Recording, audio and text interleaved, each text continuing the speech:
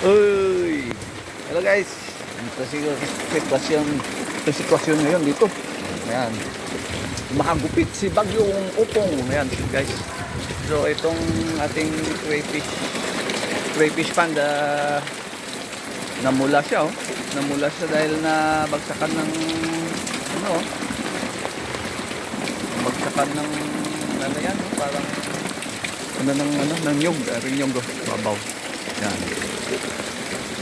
Nagkulay brown, golden brown.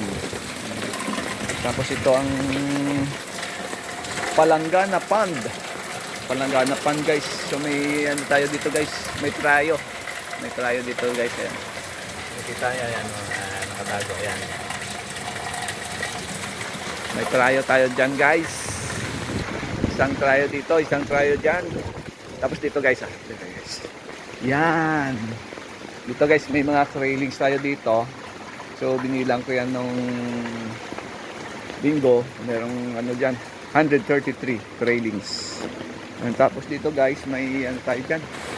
May dalawang buried. May dalawang buried na crayfish dyan. Tapos dito meron tayong mga breeder. May mga breeder dito na hindi ko pa na-separate dahil medyo kulang pa sa size, mga 3 inches lang eh. Pero mga lalaki, mga male, yan, mga medyo malalaki na. Pwede nang isabak sa breeding yun. Yan, bali 8 sila dyan guys. 2 lang babae dyan, 6 sila na lalaki. So yun guys oh. Uy, yun. Yun guys oh, makyat oh. Makita nyo. So, yun.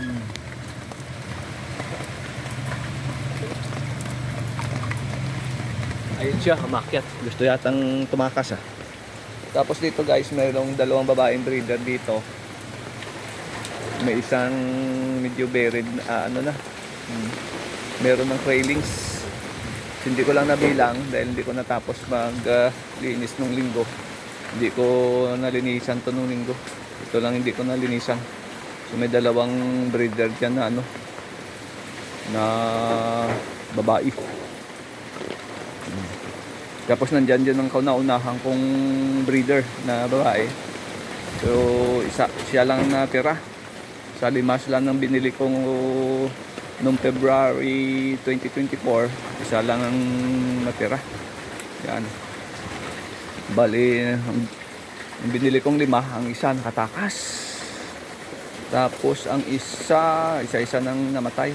Tapos ang isang lalaki na breeder nang magmolt ay pinatay nitong breeder na babae dito, na nandito. Medyo may kalakihan ng sa 6 inches na siguro yun. Malaki na yung breeder na yan, nakauna-una ang breeder. Yan guys, so yan ang sitwasyon ngayon dito guys.